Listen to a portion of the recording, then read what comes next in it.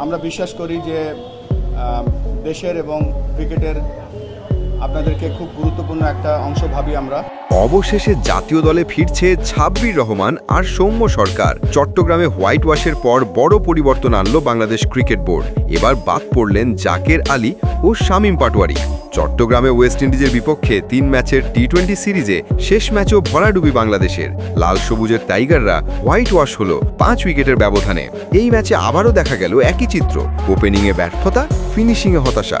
সাইফ হাসান ও জাকের আলী যেন নিজেদের হারিয়ে ফেলেছেন। ব্যাটে নেই কোনো ছন্দ, নেই আত্মবিশ্বাস। বাংলাদেশ ক্রিকেট বোর্ড তাই নিল বড় সিদ্ধান্ত।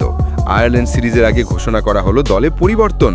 বাদ পড়েছেন জাকের আলী ও শামীম পাটোয়ারি, আর তাদের জায়গায় ফিরছেন 2 আগ্রাসী ক্রিকেটার। ওপেনিংয়ে সৌম্য সরকার আর ফিনিশিংয়ে ফিরে আসছেন সাব্বির রহমান। বিসিবি সভাপতি আমিনুল ইসলাম বুলবুল বলেন, এখন সময় নতুন এনার্জির, নতুন আগুনের। যারা ভয় পায়, যারা ম্যাচ ফিনিশ করতে পারে না, তাদের জায়গায় এই দলে নেই। বুলবুলের এই বক্তব্যের পরই বদলে গেল পুরো দল সাজানোর সমীকরণ। অভিজ্ঞতা আর আগ্রাসনের মিশলে টাইগার দলে ফিরছে নতুন রক্ত, নতুন জ্বালা। এক পাশে পাওয়ার হিটার সৌম্য সরকার, অন্য পাশে এক্সপিরিয়েন্সড ফিনিশার সাব্বির রহমান। দুজনে এবার সুযোগ পাচ্ছেন নিজেদের প্রমাণের। আয়ারল্যান্ড সিরিজে 26 সৌম্যের প্রত্যাবর্তন আর বুলবুলের সাহসী ঘোষণা, এই যেন টাইগার ক্রিকেটে এক নতুন শুরুর ইঙ্গিত।